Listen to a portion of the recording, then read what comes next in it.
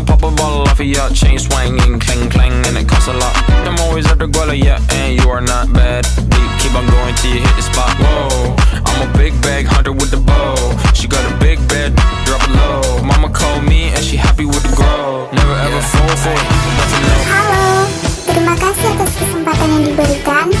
Saat ini kami kelompok 9 akan mempresentasikan hasil diskusi kami mengenai sistem informasi sumber daya manusia. Untuk penjelasan yang lebih lanjut, silakan disimak baik-baik ya. Definisi sistem informasi sumber daya manusia. Sistem informasi sumber daya manusia atau Human Resource Information System atau HRIS merupakan sistem yang digunakan dalam mengelola personil yang ada di dalam perusahaan. Fungsi sumber daya manusia yaitu struktur organisasi. Sebagian besar perusahaan memasukkan satu unit yang bertanggung jawab atas banyak kegiatan yang berhubungan dengan sumber daya manusia. Istilah personalia awalnya diberikan pada unit ini, tetapi sekarang dinamakan sumber daya manusia atau SDM, yang mengakui bahwa personil perusahaan sebagai sumber daya yang berharga. Kegiatan utama SDM. Ada beberapa kegiatan utama sumber daya manusia, di antaranya yang pertama ada perekrutan dan penerimaan. Kegiatan perekrutan dan penerimaan SDM membantu membawa pegawai baru ke dalam perusahaan melalui pemasangan iklan lowongan kerja, memberitahukan posisi yang diminta, melakukan wawancara pemilihan, dan mengurus ujian bagi pegawai. Yang kedua, ada pendidikan dan pelatihan. Selama periode kepegawaian, SDM dapat mengatur berbagai program pendidikan dan pelatihan yang diperlukan untuk meningkatkan pengetahuan dan keahlian pekerja pegawai. Yang ketiga, ada manajemen data. SDM menyimpan database yang berhubungan dengan pegawai dan memproses data tersebut untuk memenuhi kebutuhan informasi bagi user. Yang keempat, ada penghentian dan administrasi tunjangan. Selama seseorang dipekerjakan oleh perusahaan, mereka menerima paket tunjangan, seperti biaya berobat, asuransi kecelakaan, dan lain-lain. Yang berikut ada model sistem informasi SDM. Untuk model sistem informasi SDM ini terdiri dari subsistem input, database, dan subsistem output. Untuk subsistem input terdiri dari sistem informasi akuntansi, subsistem penelitian SDM, dan subsistem intelijen SDM. Subsistem input ini yang mengumpulkan data dan informasi dari dalam perusahaan dan lingkungannya. Kemudian ada database yang berfungsi sebagai tempat penyimpanan data. Kemudian terakhir ada subsistem output yang terdiri dari subsistem perencanaan angkatan kerja, subsistem perekrutan, subsistem manajemen angkatan kerja, subsistem tunjangan, subsistem benefit, dan subsistem pelaporan lingkungan. Untuk subsistem output ini biasanya yang mengubah data menjadi informasi. A. Subsistem input sistem informasi SDM. Subsistem input terdiri dari pertama yaitu SIA atau sistem informasi akuntansi. SIA memberikan data personil yang bersifat keuangan, jadi data yang diolah terdiri dari data yaitu data personil atau bersifat non-keuangan dan lebih permanen, contoh nama pegawai, jenis kelamin, tanggal lahir, pendidikan, dan jumlah tanggungan.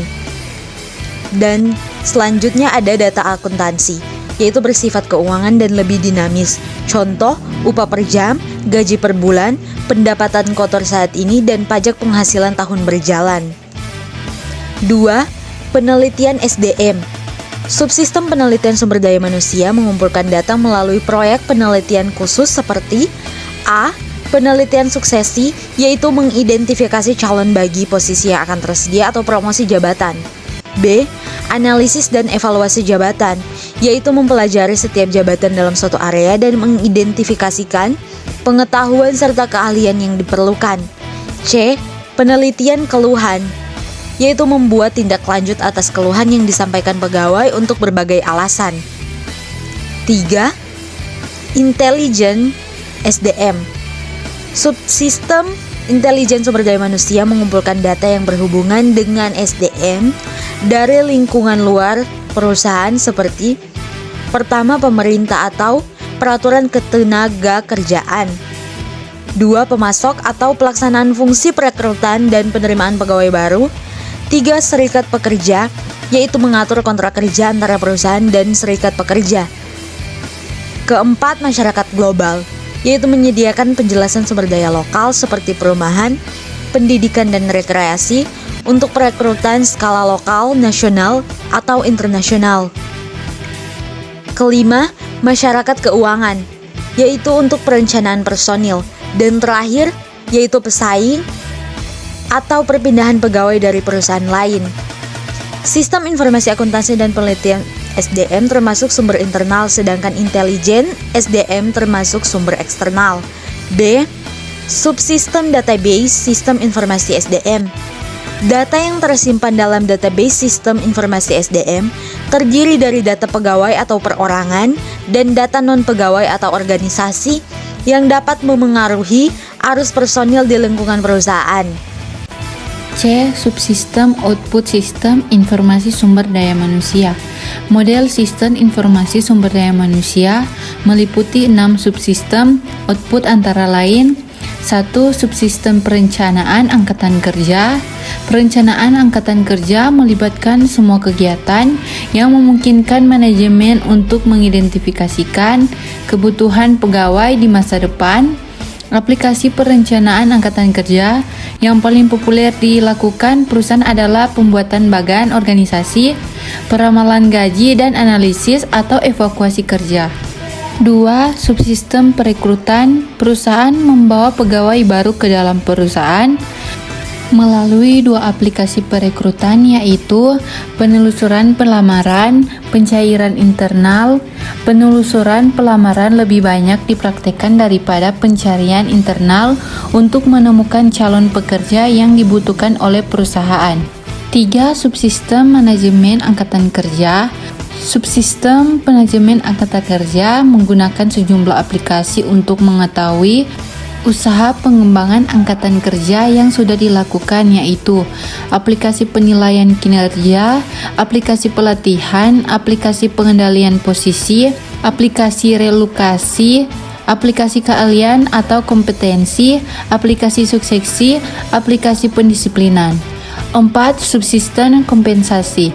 Subsistem kompensasi merupakan subsistem yang paling banyak dilakukan atau 80% kegiatan sumber daya manusia, yaitu melakukan proses pengajian sejumlah aplikasi untuk subsistem ini, yaitu aplikasi peningkatan penghargaan, aplikasi gaji, aplikasi kompensasi eksekutif, aplikasi insentif, bonus, aplikasi kehadiran. 5. Subsistem tunjangan. Subsistem tunjangan menyediakan paket tunjangan baik bagi pegawai yang masih bekerja maupun yang pensiun. Banyak faktor yang menyebabkan subsistem ini sangat rumit dan sukar dilakukan, antara lain lama bekerja, kreativitas, kinerja, dan adanya inovasi terbaru dari pegawai untuk dapat menentukan sendiri jumlah tunjangan yang diterimanya. 6. Subsistem pelaporan lingkungan. Subsistem pelaporan lingkungan ditujukan untuk memenuhi tanggung jawab kepada pihak yang berkepentingan di luar perusahaan. Hal ini berkaitan dengan catatan dan analisis pelaporan, peningkatan serikat pekerja, catatan kesehatan, bahan atau limbah beracun, dan keluhan. Nah teman-teman, jadi untuk kesimpulan dari materi ini adalah sistem informasi SDM adalah untuk meningkatkan efisiensi, di mana data pegawai dan aktivitas sumber daya manusia digabungkan menjadi satu dan mempunyai kegunaan mendasar, yaitu otomatis dari sistem pengajian dan aktivitas tunjangan.